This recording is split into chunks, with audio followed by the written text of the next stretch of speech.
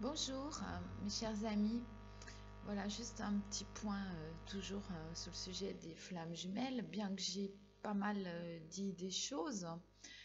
Je voulais d'abord dire que les flammes jumelles, effectivement, ce n'est pas une relation romantique, pas forcément, bien qu'il y a des phases comme la lune de miel où il y a reconnaissance et on est dans la joie de la rencontre, des retrouvailles, et on va redécouvrir son autre, sa moitié. Et il y a aussi lors de la fusion une béatitude, on peut ressentir l'amour inconditionnel et fusionner nos énergies. Mais ça demande vraiment une grande ouverture du cœur au niveau du chakra du cœur, au niveau de tous les chakras, même si ça peut choquer certaines personnes que je parle des chakras avec les flammes jumelles, avec la source.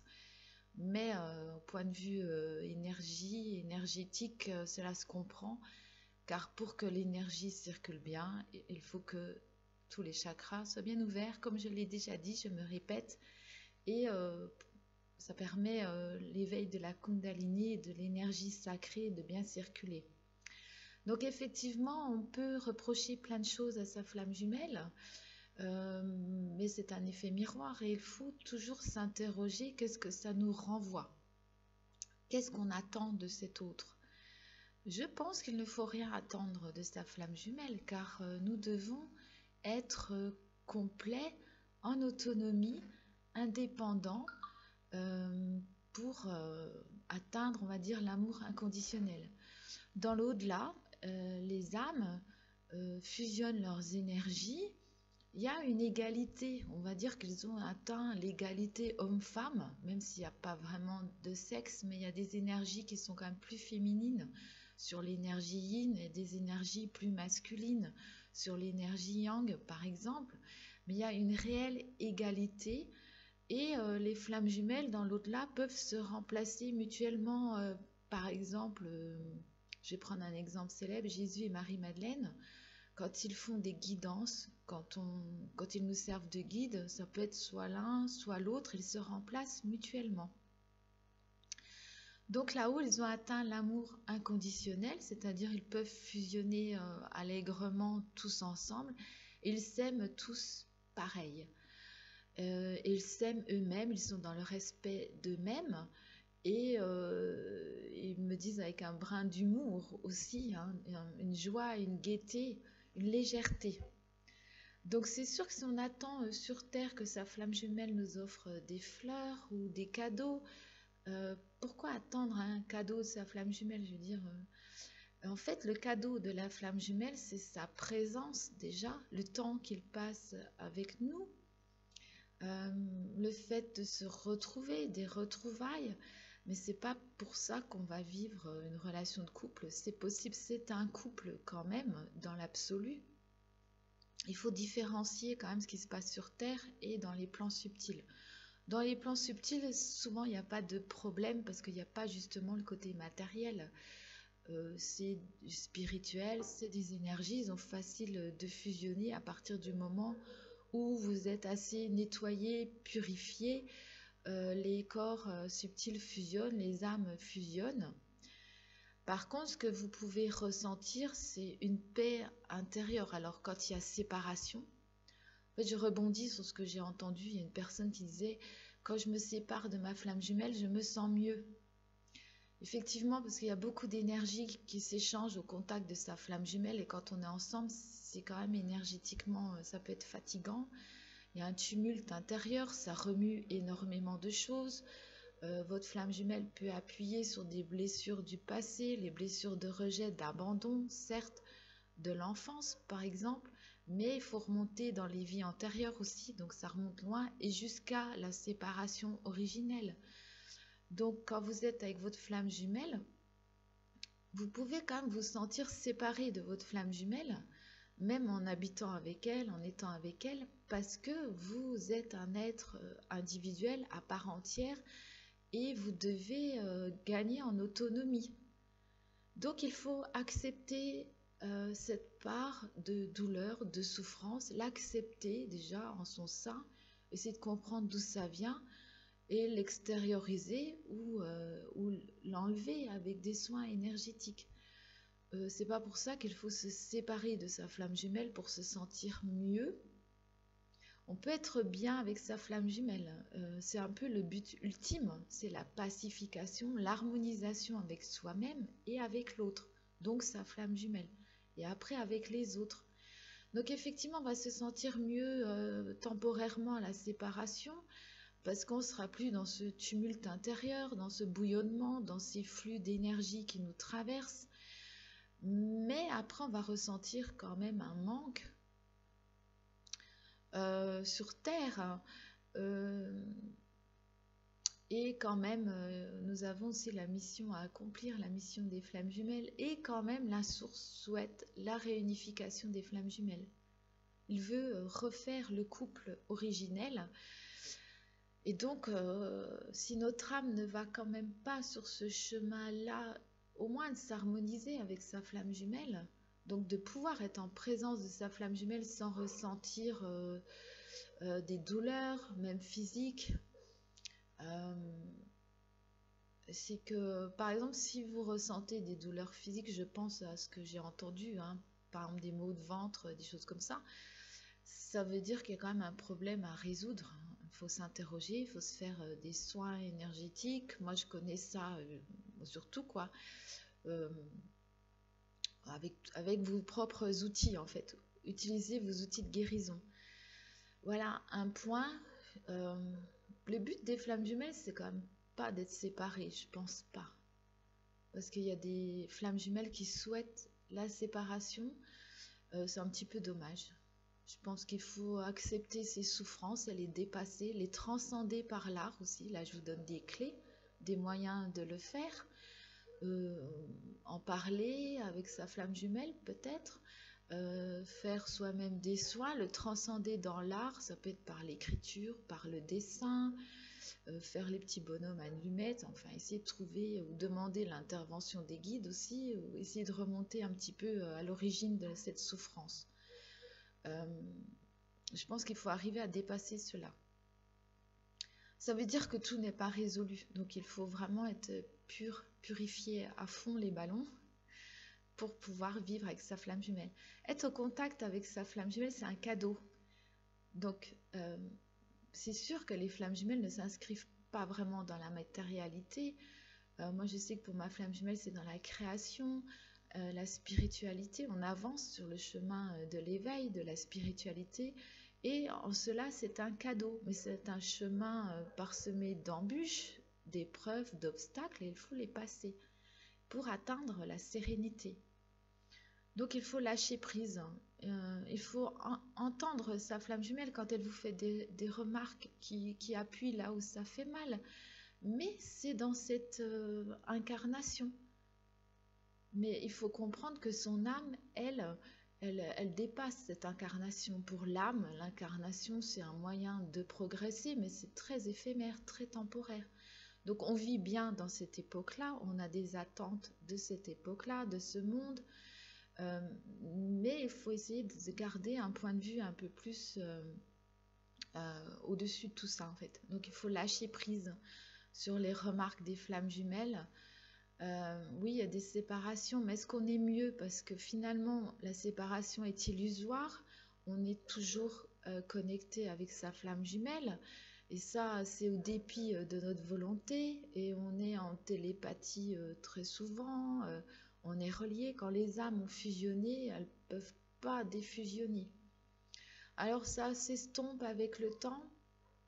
Ça peut s'estomper, mais là-haut, on va vous remettre en contact avec votre flamme jumelle pour redémarrer cet éveil si vous avez tendance, on va dire, à vous endormir, à laisser tomber. Lâcher prise, ça ne veut pas dire laisser tomber l'autre.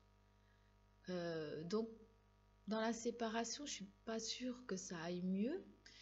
Et puis, comme j'ai déjà dit, quand on a goûté à la flamme jumelle, c'est sûr qu'on peut aussi aller avec une âme sœur, hein. C'est peut-être inscrit dans votre chemin de vie, mais ça va être un petit peu plus difficile, hein, parce que l'amour que l'on ressent quand même pour sa flamme jumelle, l'âme sœur, elle va avoir un petit peu du mal à arriver à ce niveau-là.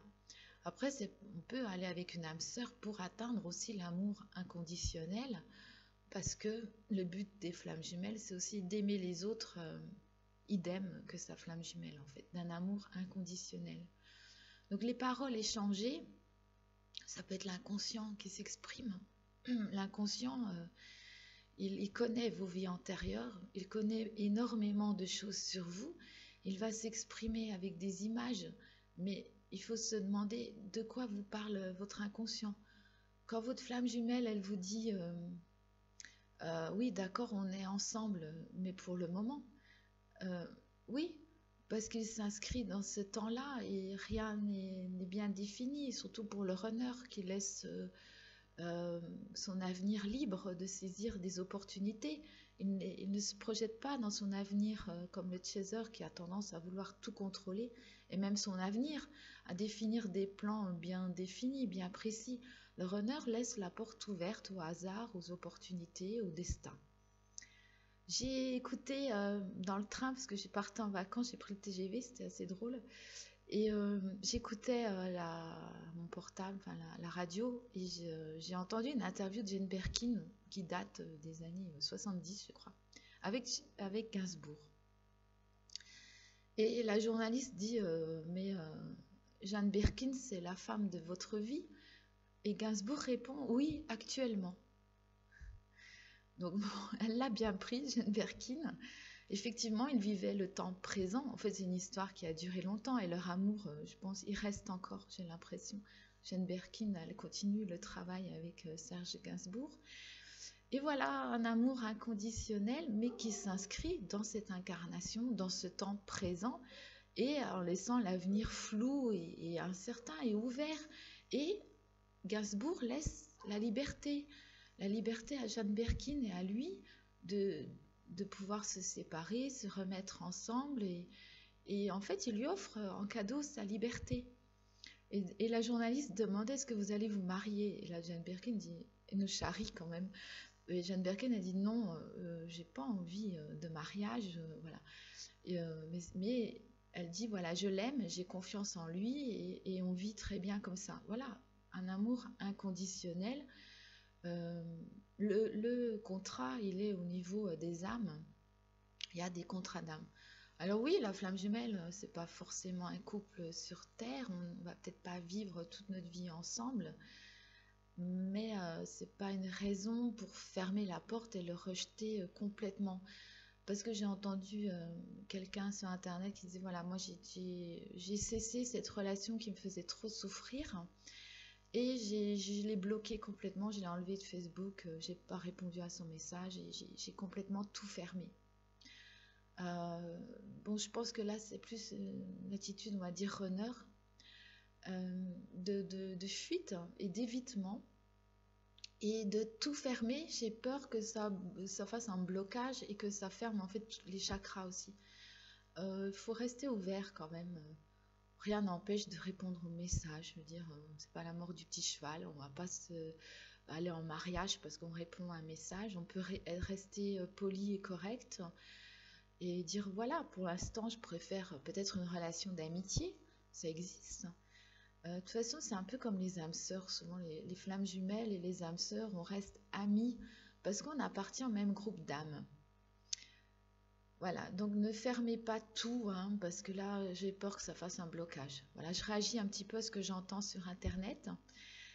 Quelques petits points d'éclaircissement. Je vais aussi aborder un point de la création des flammes jumelles, parce que ça revient plusieurs fois dans les messages, les commentaires que l'on me fait. À l'origine de la création, la source m'a montré.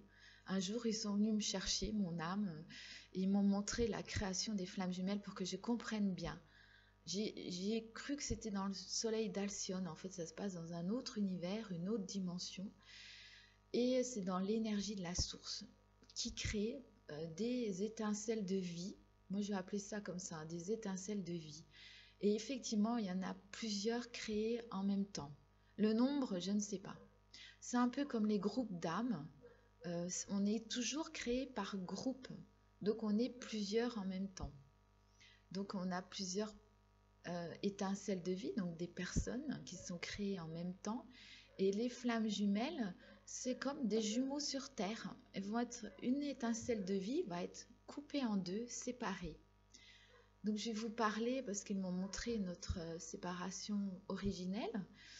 Donc j'avais pas trop envie qu'on me sépare, mais la source m'a demandé, enfin nous a demandé, et ma moitié qui n'était pas ma moitié en fait, l'autre part de moi, la dualité, voulait vivre des expériences et on avait une mission à accomplir qui est de sauver des enfants sur Terre par exemple. Donc toutes les mesures caritatives pour l'Afrique, etc. En fait, pour amener de l'eau aux enfants.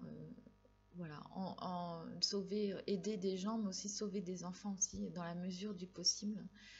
Ce que j'ai déjà fait, et ma flamme jumelle aussi, on a aussi sauvé un enfant d'un accident, par exemple, on l'a tiré au dernier moment alors qu'il avait failli se faire écraser, enfin ce genre de choses. Et donc on a été d'accord. La source nous a bien expliqué que pour faire ces missions et que pour progresser et avoir énormément d'expérience, il valait mieux que l'on soit deux en fait. Et donc il nous a gentiment décollé et ça s'est fait en présence de la source et il nous a demandé de nous regarder et c'était très étonnant de se voir.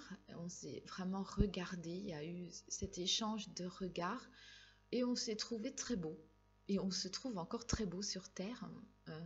C'est pas toutes les flammes jumelles pareilles certainement. Et après, je sais que quand on a préparé notre incarnation, en fait, enfin là, je dis en accéléré, hein, mais aussi au moment de s'incarner, je me suis incarnée un petit peu plus tard que lui, donc on a une petite différence d'âge qui nous a dérangé au moment de notre rencontre, de notre première retrouvaille, parce que j'étais assez jeune, j'avais 15 ans. Et lui, donc il avait 22, 23 ans, donc c'était un petit peu surprenant, mais voilà, il m'a considérée comme une de ses sœurs tout de suite en fait. Donc après, ce groupe d'étincelles de vie s'inscrit, c'est on va dire un groupe d'âmes aussi, hein, s'inscrit, pour ma part, je pense, dans le groupe d'âmes des guérisseurs. Ça peut être une partie, un sous-groupe, voilà, un sous-groupe des guérisseurs, parce que beaucoup s'inscrivent dans des soins de guérison, d'aide aux personnes, de soutien, ça peut être moral, psychique, et de conseils, de guidance, de coaching, de psychologie, de soins énergétiques, Reiki, Shiatsu, lithothérapie, naturothérapie, et aussi d'éveil des consciences, parce que quand on est éveillé, ben, du coup, on pacifie avec son inconscient aussi, on travaille sur des blessures, des souffrances. Toutes ces blessures, c'est parce qu'on a eu énormément d'incarnations sur Terre, et toujours à des moments précis dans l'évolution de la Terre Gaïa, dans l'évolution de notre société. Donc, il ne faut pas fermer complètement la porte parce que la source souhaite vraiment l'harmonisation. La réunification, c'est des mots-clés que les guides me donnent. Unification et en sous-mots-clés, harmonisation, pacification. Même ils sont en train de me le dire, là, je les ai en claire audience. Donc, il faut s'harmoniser avec soi-même, c'est le premier point.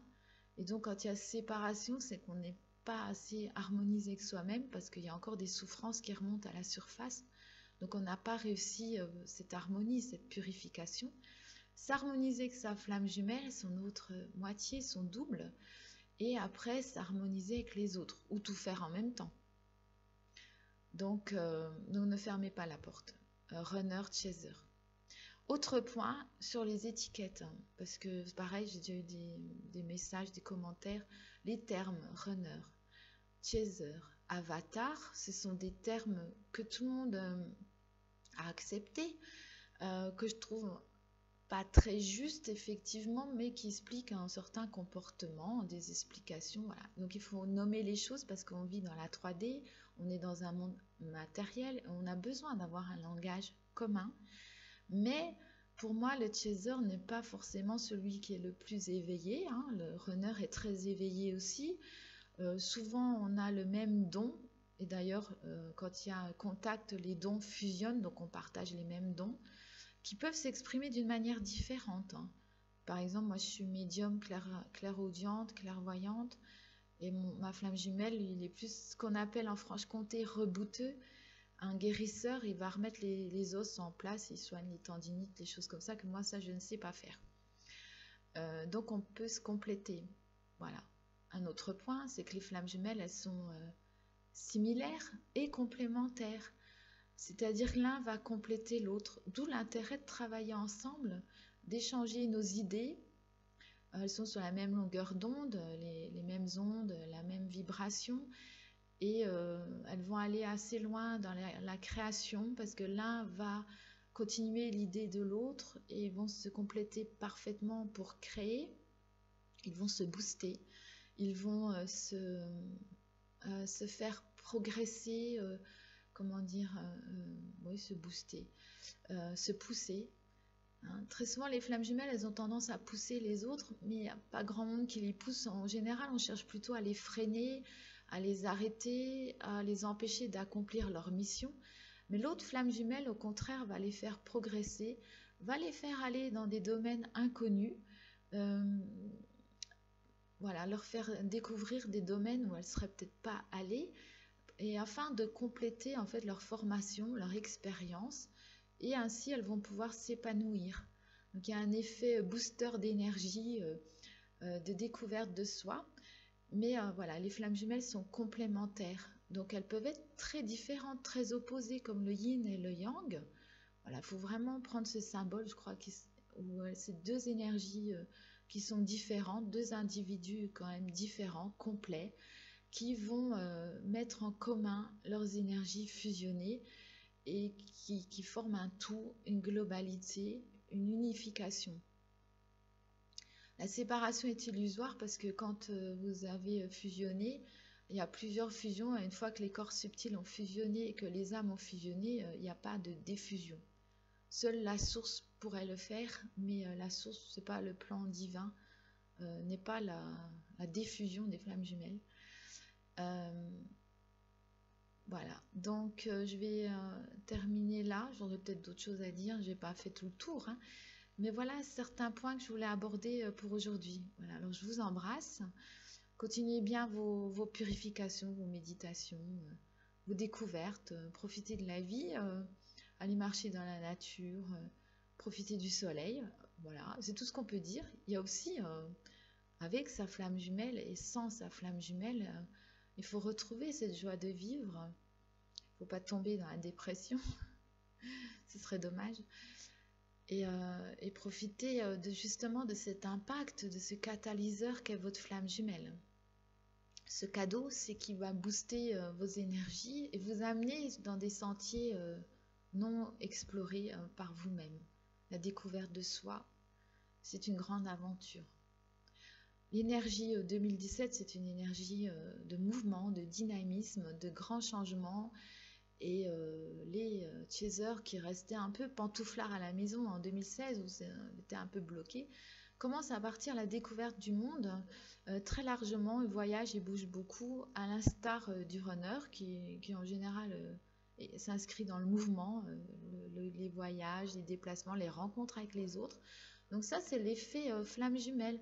C'est-à-dire que je remarque que ceux qu'on appelle les chasers, qui sont plutôt dans leur monde intérieur, s'ouvrent énormément en 2017 et partent vraiment à la découverte du monde, des autres, des lieux, et ils accomplissent aussi leur mission de purification des lieux, de ressentir des énergies ambiantes. Et le runner, lui, en 2017, il va partir plus à l'introspection de son monde intérieur, en méditation, en pratique méditative type, je vais dire yoga parce que c'est ce que je connais le plus, mais il y a d'autres choses. Donc voilà pour les énergies de 2017. Donc l'aventure continue et c'est un grand cadeau.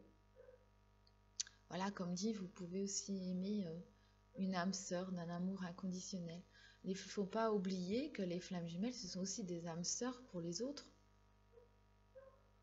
Je note aussi un regroupement des flammes jumelles qui ont tendance à se regrouper, voilà, c'est normal, la source désire un partage, un équilibre, une unification, et que les énergies flammes jumelles entre elles, donc les étincelles de vie, je vais appeler ça comme ça, puissent aussi partager, il y a une entraide, donc c'est important aussi. Et donc aussi les âmes sœurs aussi, puisque les flammes jumelles ont aussi des âmes sœurs et sont âmes sœurs avec d'autres âmes sœurs. M'avez-vous suivi? Oui, hein, ben bien sûr. Donc voilà, donc à bientôt. Au revoir. Ciao.